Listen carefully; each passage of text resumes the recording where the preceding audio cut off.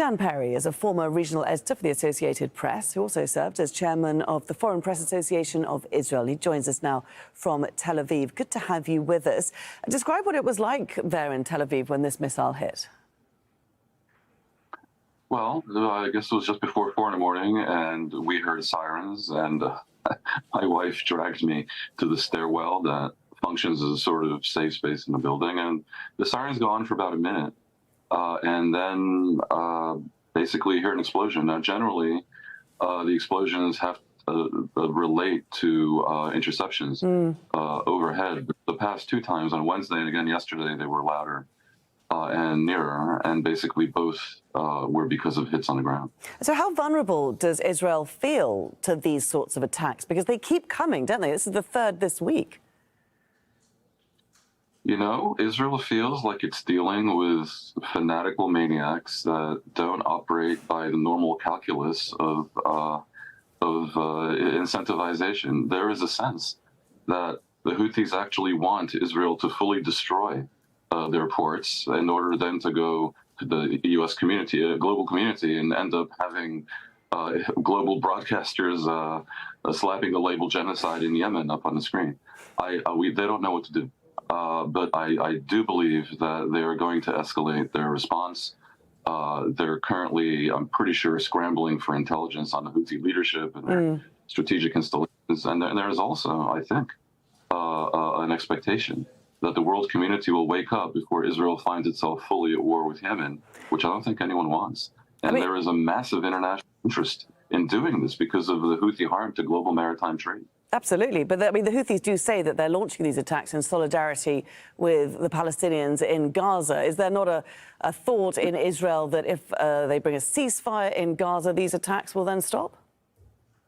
No, there is not a sense that it's legitimate for a country 1,200 miles away to be attacking Israel in solidarity with a third party that itself attacked Israel. No, that doesn't work. I don't expect them to act differently vis-a-vis Gaza because of this incentive that the Houthis are providing. I expect them eventually to move to crush the Houthis. And I repeat, I actually do assess from a global perspective that it is in the interest of Egypt and of the West to act instead of Israel, because Israel tends to dilute the legitimacy and introduce complications with people in the region who think, as the Houthis do, that Jaffa is occupied. So there's not much to discuss with them. The world has its own accounting to be done with the Houthis, who have, as I say, impeded 1/3 of global container traffic. It's cost Egypt billions of dollars. So with all due respect to the Houthis' passion for solidarity with the Palestinians, this is fanaticism. And at the end of the day, there is a strong argument for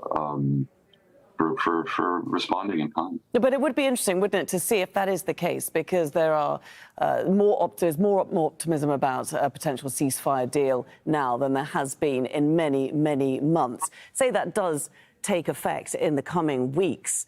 Might we then see a reduction in these attacks from Yemen? And is it not worth waiting to see whether that happens before taking further action? I'm not so sure, because Israel and the world actually have normalized Houthis' attacks on vessels heading up towards the Suez Canal. And that is not a weapon I think the world wants to hand an Iranian-backed militia that's occupied 2/3 of Yemen. No. It seems unreasonable. And it shouldn't be, I don't think it should be neither normalized nor rewarded by any change of Israel's strategy towards Gaza. I favor ceasefire, for sure. And I'd like the ceasefire to be full and not in stages, and in the full exchange of full release of the hostages, and not in phases designed to prolong the war, which I'm not so sure Netanyahu doesn't want to engineer as such. No, I think Yemen is a separate problem. The Houthis' actions, supposedly in solidarity with the Palestinians, cannot be normalized nor accepted and should be punished.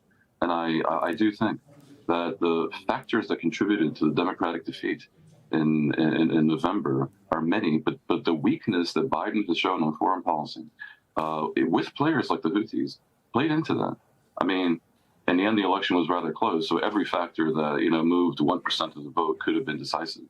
This was one of them, and I believe Trump knows that. And so, if the Houthis are calculating that they can somehow get away with this because the war on Gaza will end, they may think again that the Trump administration, when it comes into power, simplistic thinkers though they may be, sometimes it's helpful not to overthink And when you have a criminal, you put him in jail. OK, Dan Perry, many thanks indeed for joining us there from Tel Aviv. With this significant operation, the Yemeni armed forces salute our great Yemeni people who took to the squares and fields, affirming confrontation and defiance against the criminal Israeli enemy. Dan Perry is a former regional editor for the Associated Press. He also served as chairman of the Foreign Press Association of Israel. He joins us from Tel Aviv. Good to have you back with us, Dan. Just describe what it was like in Tel Aviv when this missile hit and how vulnerable Israelis feel by attacks from Yemen. Well, sirens sounded close to 4 in the morning, and people ran to shelters or stairwells, as was the case for me, or safe rooms and apartments. And it can be a little unsettling. I mean, the siren goes on for about a minute, and then you generally hear a boom, which mostly has in the past been interceptions overhead. But in the past week, in at least 2 cases, missiles landed in the Tel Aviv area. So, yeah, it's a degree of vulnerability. Israelis have kind of become used to their air defenses being so effective that the whole thing is not that big a deal. But clearly we see that this has potential to cause damage. Absolutely. Now, the Houthis are saying that these attacks are in solidarity with Palestinians. Do Israelis feel that a ceasefire in Gaza would stop them?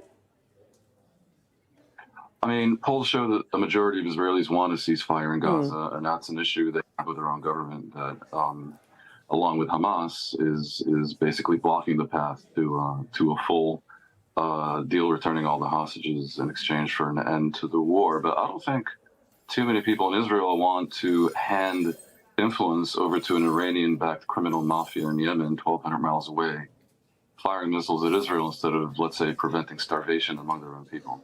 I mean, the view in Israel is that this is certainly a tragedy for Yemen, but also and a danger for Israel, but also a bit of a farce that the world has put up with this madness whereby the Houthis not only brought about the deaths of about 500,000 people in Yemen, but are currently causing damage to Egypt in the billions, which Egypt can ill afford by impeding traffic to the Suez Canal, and in general causing mayhem in the region at the behest of Iran. There is a sense in Israel that the world has been remiss in allowing this to be only Israel's problem. It genuinely seems bizarre because of the damage that the Houthis have caused out of supposed solidarity with the Palestinians. You already have attacks by the US and the UK and a coalition launching strikes on Houthi targets. Netanyahu says particularly... Netanyahu has indicated that he's going to take further action. What might that be? What are his options? Well, I mean, they have already caused damage to the 3 ports, Hodeidah in particular, controlled by the Houthis. They could do more. They could maybe try to strike at the leadership. They could try to strike at infrastructure in Sana'a, which is the capital controlled by the Houthis. Of course, if they do all that, they risk causing damage to civilians in Yemen. And there is a sense in Israel that they are dealing with jihadi enemies so cynical, so maniacal, and so frankly evil that they want damage to be caused to their own people, because then they can go crying to useful idiots in the international media and at the UN saying Israel is causing genocide in Yemen. I mean, it's just craziness. But the current government of Israel has sort of lost patience with all of this, and I strongly suspect they're going to escalate unless they receive some kind of assurance from the world that outside forces will step in. OK, well, it'll be interesting to see how that pans out. Many thanks, Dan, for joining us there from Tel Aviv.